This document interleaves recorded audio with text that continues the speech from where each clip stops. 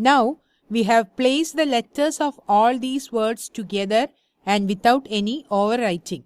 Next, what we need to do, we need to place some random letters in these empty div elements. Then only this will look like a real word hunt game. So let us do that part now. So after this, let me create a function random letter. Okay, and what I'm going to do is that let me have a variable named alphabets, and within this I'm going to add all the alphabets. So A, B, C, D, E, F, G, H, I, J, K, L, M, N, O, P, Q, R, S, T, U, V, W, X, Y, Z. So I have added all the alphabets. Then I'm going to write return alphabets dot character at. So I'm going to return a character from this alphabets string. So this is a string, right? And I'm going to specify math.floor math.random multiplied by 26. So this will return a value between 0 and 1. When it is multiplied by 26, it will be a value between again 0 and 26. And when we specify math.floor, it will become an integer, right? And when we specify dot character at, then this, so the character at that particular position is returned. Suppose this is 0, then it will return A. And if it is returning 5, then it will be 0, 1, 2, 3, 4, 5. F will be returned. So any of these characters or alphabets will be returned by this random letter function.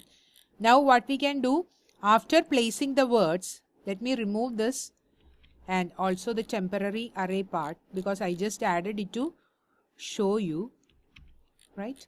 So after this place words, I'm going to have $.each. Which array should we pass? I'm going to pass $.letter, which means all the div elements, comma, function, key, comma, item. What will be the key and item? It will be 0, 1, 2, 3 like index, and item will be all the div elements one by one. Okay.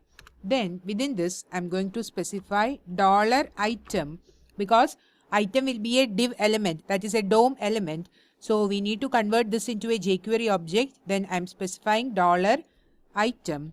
If $item dot data of word, which means that it will return the data word attributes value, right? If it is undefined, which means that it is an empty string, in that case, okay, we need to end this if. In that case, we are going to specify $item.html as random letter returned value. So I am calling the random letter function. So what will happen now? It will check whether the particular div element is having the data word attribute. That is, if it is returning data word attribute, then this will not happen. But if the value is undefined, which means that it is not already occupied, in that case, it will set a random character there. Now let me save this and check the output. Let me refresh, click OK. See, now this looks exactly like a word hunt game, right? By just looking at this, we are not able to get the words. If you again search for, see, you could see lion here, then cat here, got here. So all the words are there. The only thing is that we are not able to see them, right? Dog is here because we need to hunt for the words or search for the words.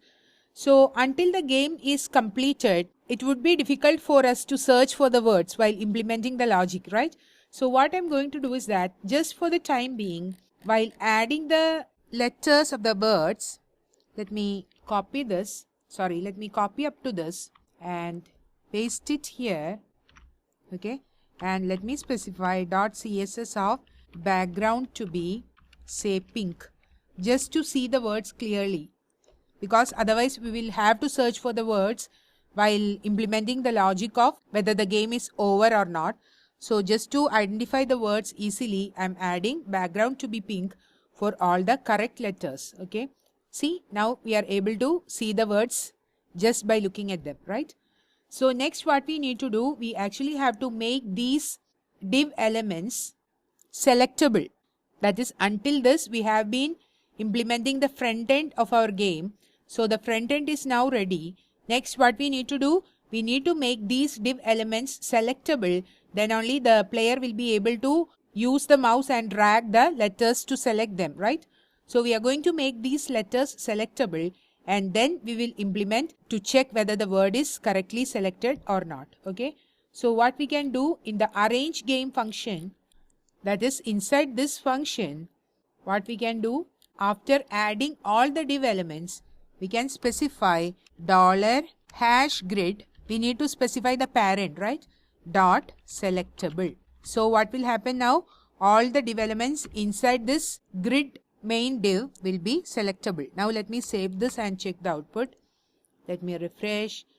Let me click OK. Let me try to select them. See, we are able to select the words. So just to see the selected word, what we can do, once the letters are selected, we can add those letters into a variable. So let me have a common variable, that is a global variable named where selected word equals to an empty string. Okay, and inside this I am going to write it for the selected event, because this event will be triggered once each element is selected. So selected function event comma UI. So using UI we can get the item, that is the div element selected. So here I am specifying selected word plus equals, because this selected event will be triggered for each selection, that is for each div element this will be triggered. So I am specifying selected word plus equals so that it will be concatenated to the selected word variable each time. Then if I specify $UI.selected, this will return the selected item, and we are converting this into a jQuery object so that we can use HTML method directly. Now if I try to alert this, alert selected word, let me save this, let me refresh, let me click OK. Now suppose I try to select duck. Okay, then what will be the output? We will see 4 alert messages. Why? Because for each element the selected event will be triggered. So it will be like D first, then DU, then DUC, then DUCK. Let me release the mouse. See, D, DU, DUC, DUCK. Okay. Then suppose I select dog. Now what will happen? Actually this DUCK is there in the variable. So it will be first DUCKD, then DUCKDO, then DUCKDOG. Let me show you that. Let me select this, release the mouse. See, DUCKD, DUCKDO and DUCKDOG. So after each selection we actually have to clear the selected word. Otherwise it will be concatenated to the already having value, right? So what we can do here, after selected event we can have stop event. So this will be triggered once the selection is completely over. So here also let me specify function, and within this suppose I cut this from here and add it within the stop, then what will happen? This will be displayed only once, right? Let me show you. Let me save this. Let me refresh. Click OK. Let me select got. See, we are seeing got only once.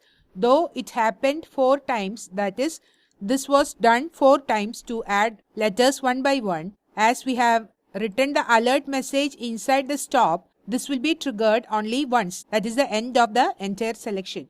If you don't remember that, let me go to jQueryUI. That is the official website.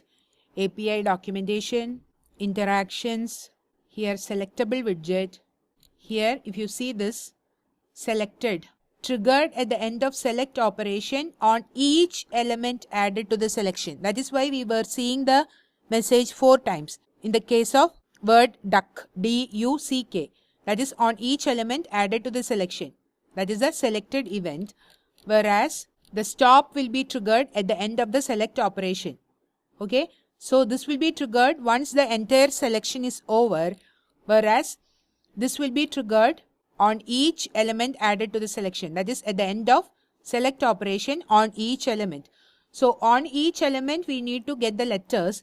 That is why we have written this on selected event, whereas on the stop event we have written the alert. So we see the message only once, and also we want to empty the string, otherwise it will be added to the already having value.